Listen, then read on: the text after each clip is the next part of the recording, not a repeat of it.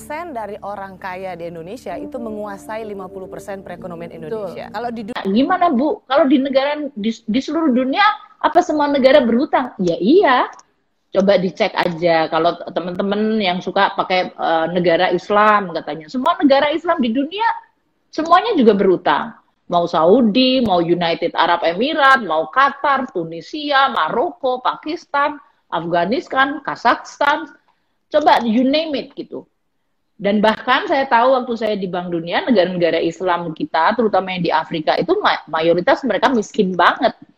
Dan mereka biasanya mendapatkan hutang, bahkan sampai diberikan hibah.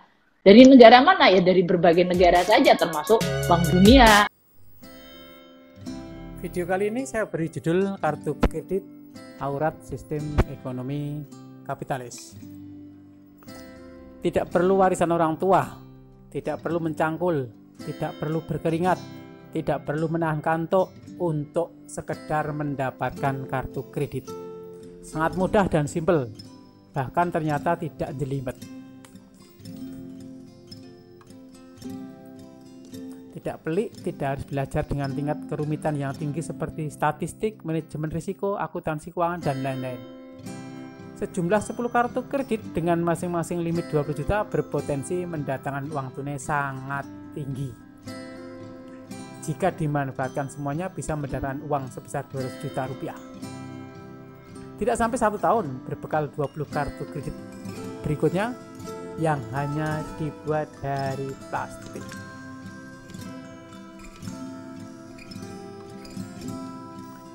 Untuk apa berkeringat? Membuat kartu kredit bahkan nggak perlu duit, disetujui ya bagus, tidak disetujui juga nggak apa-apa. Tidak ada uang yang hilang untuk membuat kartu kredit.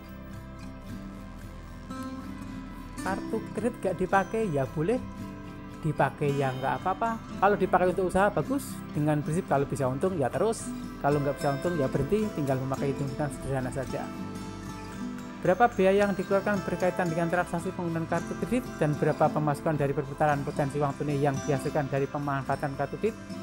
Jika biaya lebih kecil, ya untung, jalankan usaha.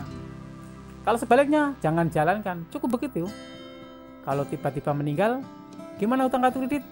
Masa orang mati disuruh melunasi kartu kredit?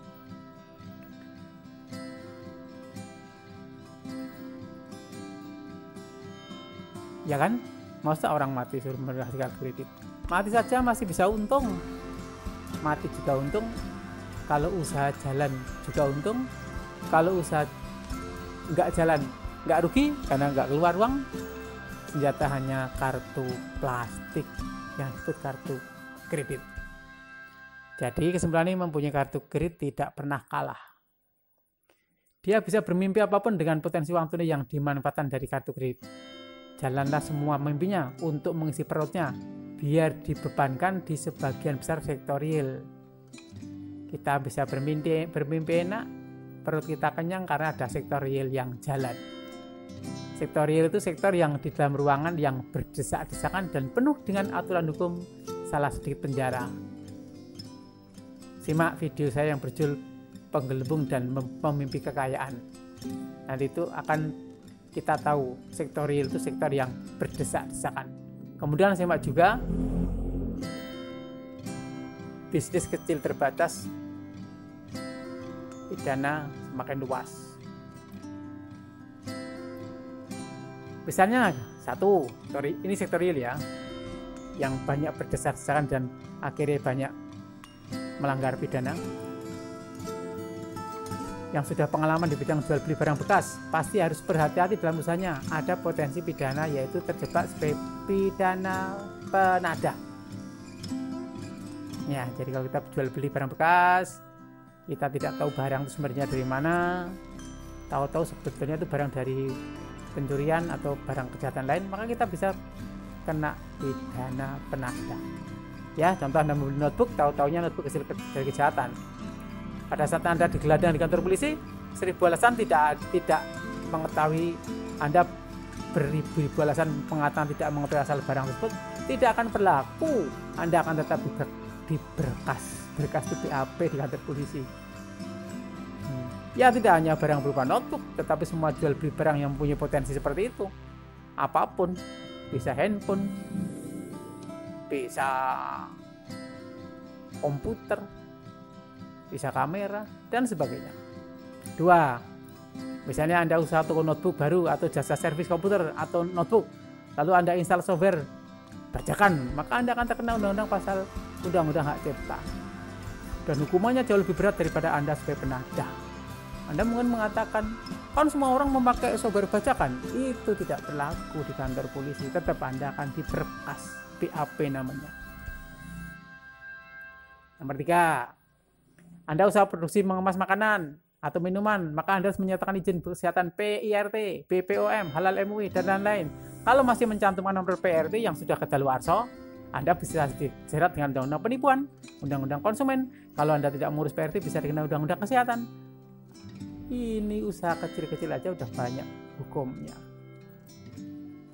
Aduh, banyak sekali ya. Belum lagi kalau komposisi tidak sesuai dengan unsur-unsur yang dari bahan baku yang Anda tidak ketahui ternyata mengandung unsur borak atau bahan berbahaya lainnya. Siap dipenjara lah Anda. 4. Misalnya Anda membuat lembaga kursus atau pelatihan, lalu Anda mencantumkan kata kampus sebagai tempat pendidikan atau kata dosen sebagai pengajar. Ini juga berpotensi pidana. Jangan Anda bayangkan tidak ada potensi pidananya. Ada potensinya pidana. Bagi yang tidak pernah menyelami mungkin seperti tidak masuk akal, tapi inilah yang sebenarnya bisa terjadi.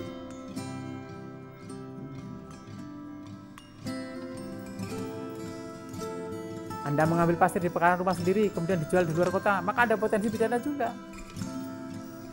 Ya, ada undang-undang pertambangan yang akan ada WIUP, wilayah izin usaha pertambangan, macam-macam lah, orang pertambangan tahu semua itu. Anda impor barang dari Cina juga ada potensi pidana. Anda bisnis percetakan pemasangan reklame, ada pidananya. Ada potensi maksud saya. Mengadakan pertemuan dengan memungut uang seperti konser, Anda mengadakan patungan ataupun mengumpulkan uang dari masyarakat walaupun Anda berdalih untuk kemanusiaan. Sekalipun untuk kemanusiaan, maka ada potensi pidana di dalamnya. Dan bisnis lain atau apapun semua sebenarnya sangat rentan dengan potensi pidana jika bisnis di sektor real. Perbedaannya misalnya ada bisnis yang umum yang dilakukan di sektor keuangan, hukum yang menyertai adalah hukum perdata yang sangat sulit potensi untuk berubah menjadi pidana. Ya seperti kartu kredit tadi, Anda punya ratusan juta, bahkan miliaran, kemudian Anda meninggal atau Anda rugi, Anda tidak akan bisa dihukum pidana. Pemain besar dalam sektor keuangan bisa saja muncul di permukaan seperti bisnis real pada umumnya. Jadi pemain sektor keuangan itu mungkin di dalam nampaknya sehari-hari itu seperti sektor real yang nampak. Bisa bisnis properti atau sebagai pengembang atau bisnis pabrik rokok, tetapi sebenarnya penggelembungan kekayaan terbesar dari yang mereka lakukan adalah bisnis sektor keuangan, bukan dari realnya itu. Banyak contohnya, ada orang yang dealer mobil, tapi sebenarnya dia nanti kekayaannya pada penggelembungan kekayaan, yaitu menggelembungkan uang kertas seperti dolar, menggelembungkan saham juga berupa kertas, dan menggelembungkan sertifikat tanah juga berupa kertas. Ini yang akan dia gelembungkan. Kertas-kertas itu akan digelembungkan dengan cepat. Jika ditelusuri, jalur dalam bisnis keuangan itu adalah mengambil dana dari masyarakat banyak, mungkin mampir ke bank, kemudian dia ambil, dia gelembungkan dana tersebut, lalu disalurkan lagi ke dalam masyarakat dengan menarik beban administrasi atau terserah kalau disebut bunga dan sejenisnya atau modifikasinya. Simak video penggelembung dan pemimpi kekayaan. Dengan biaya sekecil-kecilnya untuk mendapatkan keuntungan sebesar-besarnya.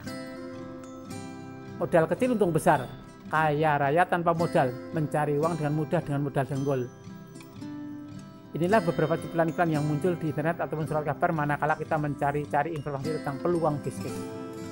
Semua akan tertegun dengan iklan semacam ini, begitupun buku-buku yang mempunyai judul yang mirip dengan cuplikan iklan seperti di atas sering mengalami beberapa kali cetak ulang. Seminar ataupun kuliah umum dengan materi sejenis dengan menarik biaya yang tinggi pun juga dijual beli dibeli peserta. Semua menginginkan ilmu cepat kaya tanpa modal. Saya kira semua yang menginginkan kekayaan dengan berdasar pada hitung-hitungan rugi akan sangat kuat memegang prinsip tersebut. Ya, karena mereka telah memahami prinsip tersebut sebagai bagian dari pelajaran yang ia terima waktu sekolah. Waktu di SMP kita mendapatkan pelajaran IPS, dan pelajaran IPS ada bidang studi ekonomi, lanjut sampai SMA bahkan perguruan tinggi. Dalam pelajaran ekonomi tersebut kita akan disuruh menghafal apa yang disebut prinsip dasar ekonomi dengan biaya sekecil-kecil untuk mendapatkan keuntungan sebesar-besarnya. Bisa jadi teks aslinya sebenarnya tidak seperti itu, tetapi saya kira prinsip itu akhirnya berkembang sedemikian adanya, khususnya prinsip ekonomi dalam kegiatan ekonomi berbasis usaha. Atau kalau kita pengusaha lah, mesti itu yang kita pikir. Dalam berbisnis dengan hitung-hitungan untung rugi, kita wajib menerima prinsip itu. Mencari untung sebesar-besarnya, mengeluarkan biaya sekecil-kecilnya, atau kalau mungkin tidak perlu biaya sama sekali atau tanpa modal. Jika perlu juga tanpa tenaga dan pikiran. Itulah yang akhirnya melahirkan bisnis sektor keuangan penggelembung kekayaan. Ini adalah spirit dari riba sebetulnya. Jadi orang yang tidak mau bekerja tapi mau untung itu sebetulnya ini spirit dari riba. Jadi riba itu bukan hanya bunga bank. Simak di video saya yang berjudul kartu kredit dari sudut pandang Islam yang tanda kurung apakah saya munafikun ekonomi. Jadi banyak orang yang mengartikan riba itu hanya bunga bank, padahal sebetulnya spirit ribanya dari sistem ini. Prinsip ini yang membuat melahirkan riba. Menginginkan tidak berbuat apapun tetapi bisa menikmati penghasilan, iya kan? Mendapatkan sebesar-besarnya tanpa mengeluarkan apapun atau pengeluaran sekecil-kecilnya. Jadi dia itu pengennya ada keuntungan tapi tanpa bekerja keras. Inilah seperti riba tadi. Pihak lain disuruh menyerahkan uang tanpa modal, dipinjamkan kepada orang lain lagi yang akan memakai modal, dan yang mengumpulkan dan menyalurkan uang atau modal itu tidak berbuat apapun tetapi ingin mendapatkan keuntungan. Dijadikan menjadi sebuah prinsip yang akhirnya didesain menjadi suatu teori pengetahuan. Terakhir membentuk sistem ekonomi atau lebih khusus lagi sistem keuangan berbasis riba saat ini.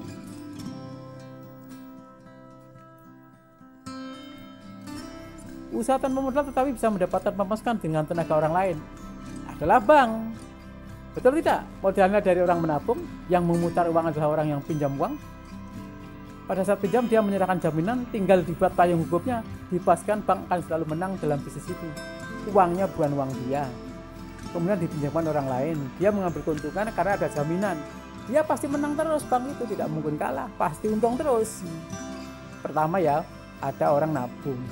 Kemudian setelah orang nabung itu ada orang pinjam. Orang pinjam itu harus pakai jaminan. Maka bank ini akan selalu untung. Karena kalau yang pinjam tadi tidak bisa memenuhi kewajibannya, tinggal dijual lah jaminannya, selesai. Inilah yang saya katakan spirit riba. Jadi sistem ekonomi kapitalis atau sistem keuangan itu memang ada penggelembung keuangan ya di sini. Dipastikan bank akan selalu menang dalam bisnis ini. Prinsip di atas yang bisa membuat kekayaan menjadi cepat menumpuk. Prinsip yang menjadi dasar sistem ekonomi kapitalis. Sebuah sistem ekonomi yang dipakai hampir seluruh negara di dunia. Bekerjalah uang untuk Anda.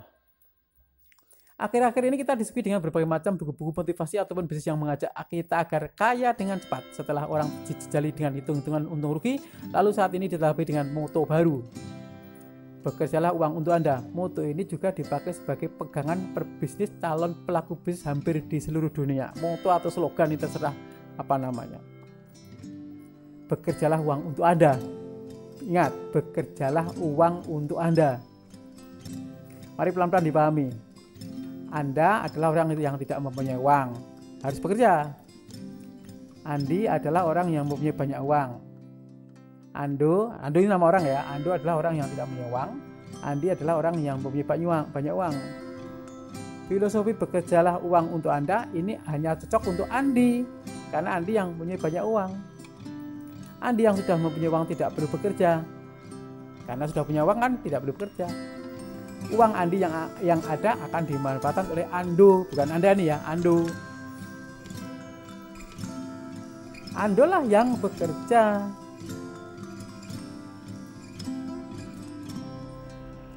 Jika kita mengikuti filosofi bisnis ini, maka harus selalu diciptakan pihak yang tidak punya uang seperti Ando. Apakah filosofi ini diterapkan jika Andi dan Ando semua punya uang? Tidak, bukan. Jadi kalau dua-duanya punya uang kan tidak jalan. Maka pasti harus ada orang yang punya uang dan mesti ada orang yang tidak punya uang. Jadi bekerjalah uang untuk Anda itu adalah anak cucu sistem ekonomi kapitalis yang memunculkan sistem ekonomi dibagi dua menjadi keuangan dan real. Sektor real itulah yang sektor yang harus bermimpi, harus bekerja terus, untuk yang sektor keuangan yang hanya menggelembungkan uang. Jadi harus selalu ada orang miskin. Kalau tidak ada orang miskin tidak bisa bekerja sistem ini. Maka disebut sistem yang tidak adil. Inilah sebuah sistem di mana untuk menjadikan dirinya kaya hanya dengan duduk santai, tidak perlu berkeringat. Yang penting sistem tetap menjamin selalu tercipta pihak lain yang tidak punya uang. Harus ada selalu pihak yang tidak punya uang. Pihak ini harus selalu bekerja untuk pihak yang mempunyai uang. Sistem dengan hanya menggerakkan uang inilah bagian dari sektor keuangan. Sektor real adalah sektor yang harus bekerja dengan uang tersebut.